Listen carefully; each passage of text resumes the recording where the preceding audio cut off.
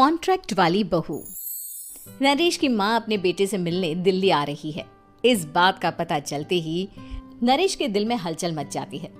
नरेश अपनी माँ के स्वागत की तैयारी में लग जाता है।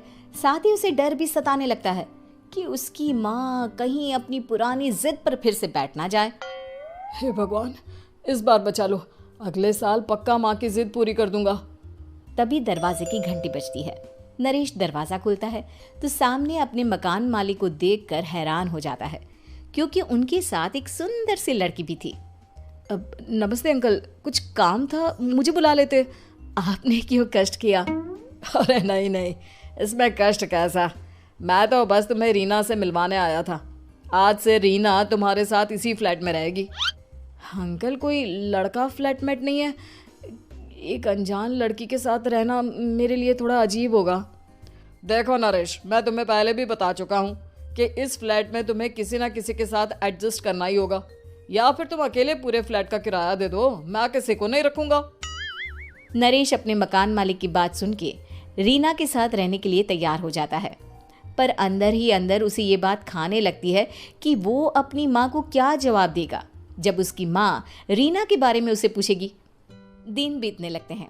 नरेश और रीना अच्छे दोस्त भी बन जाते हैं, पर अभी भी नरेश अपनी प्रॉब्लम का सॉल्यूशन नहीं ढूंढ पाता।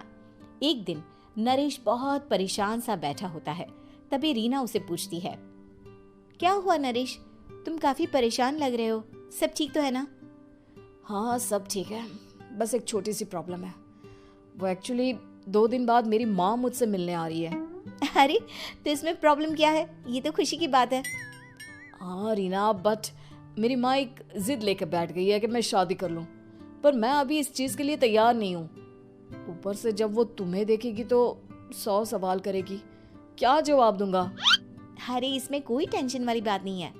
मेरे पास ना इस प्रॉब्लम का सलूशन है, जिससे ना तुम्हें शादी करनी पड़ेगी और ना ही तुम्हारी माँ मेरे बारे में कुछ पूछेंगी। रीना की बात सुनकर नरेश सोच में डूब जाता है।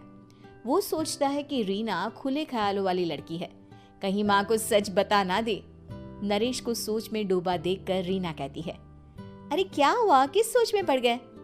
डोंट वरी, जैसा तुम सोच रहे हो ना वैसे कुछ भी नहीं है। मेरे पास एक प्लान है।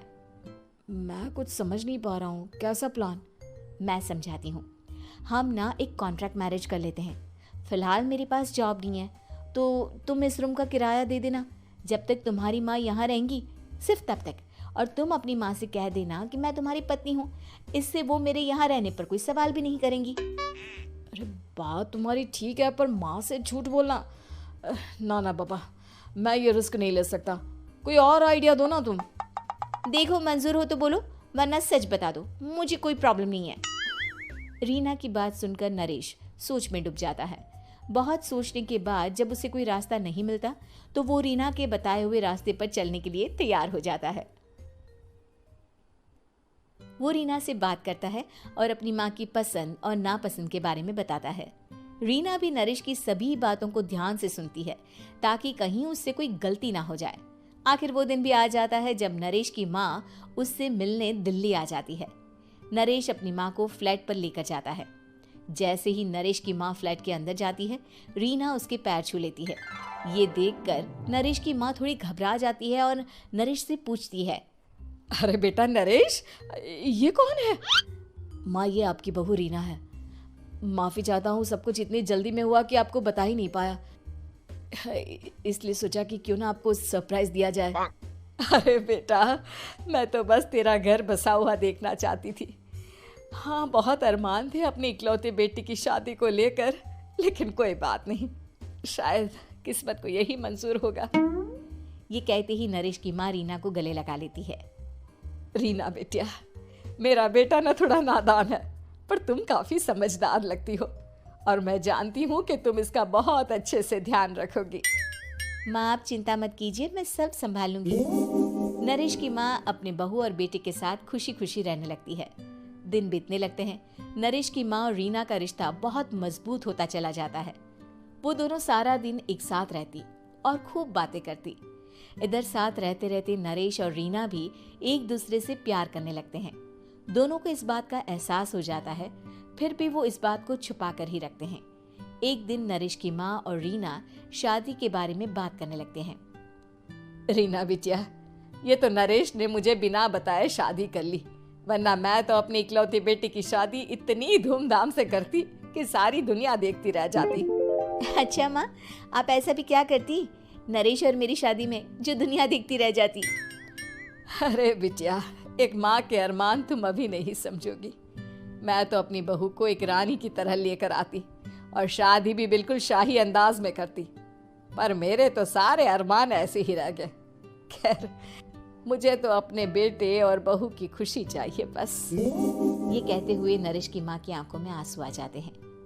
रीना भी ये सुनकर ख्यालों में खो जाती है, क्योंकि वो भी मन ही मन खुद को नरेश की पत्नी और उसकी माँ की बहू मानने लगी थी। शाम को जब नरेश ऑफिस से घर आता है तो रीना खुद को रोक नहीं पाती और नरेश के सामने उसकी माँ को अपने और नरेश के रिश्ते का सारा सच बता देती है। रीना की बात सुनकर नरेश की माँ दोनों से बहुत नाराज हो जाती है और घर वापस जाने की बात करने लगती है। तुम दोनों ने मुझसे सच छुपाकर बहुत ठेस पहुंचाई है मुझे। अब तुम लोगों के साथ नहीं रहना चाहती मैं, कल ही वापस चली जाऊंगी अपने घर। माँ, मुझे माफ कर दो, ये सब मैंने रीना के कहने पर ही किया है, वरना मैं भी आपको कभी ठेस पहुंचाने के बारे में सोच भी नहीं सकता। हाँ माँ, हमने ये सिर्फ आपका दिल रखने के लिए किया, प्लीज हम दोनों को माफ कर दीजिए। तुम दोनों ने मेरे अरमानों के साथ खिलवाड़ किया है, और वैसे भी मुझे अपने बेटे के लिए एक अच्छी लड़की ढूंढनी है, इसलिए मेरा यहाँ से जाना ही बेहतर होगा। माँ की ये बात सुनकर रीना खुद को रोक नहीं पाती। माँ, क्या मैं आपके घर की बहू बनने लायक नहीं हूँ? रीना की बात सुनकर नरेश हैरान रह जाता है। नरेश की माँ भी कुछ समझ नहीं पाती। मैं कुछ समझी नहीं, आखिर तुम कहना क्या चाहती हो? माँ, मैं वो नरेश से बहुत प्यार करती हूँ और साथ ही साथ मैं आपको भी अपनी माँ मान बैठी हूँ। आज जब आपकी बातें सुनी तो खुद को रोक नहीं पाई, इसलिए सारा सच आपको बता दिया। रीना की बात सुनकर नरेश की माँ की आंखों में आंसू आ जाते हैं और वो अपने बेटे नरेश और रीना को गले लगा लेती है। मेरे घर की बहू तो सिर्फ रीना बिटिया ही बनेगी। मैं आज ही तुम दोनों की शादी की तारीख निकलवा दूंगी, बस एक बार तुम्हारे घर वाले मान जाए। उसी दिन रीना के माता पिता भी उनके फ्लैट पर आ जाते हैं। दोनों परिवार आपस में बैठकर बातें करते हैं और शादी के लिए राजी हो जाते हैं। रीना भी कॉन्ट्रैक्ट फाड़ देती है और कहती है, सही मायने में मैं अब बहू बनूंगी, अब तक तो सिर्फ कॉन्ट्रैक्ट वाली बहू थी।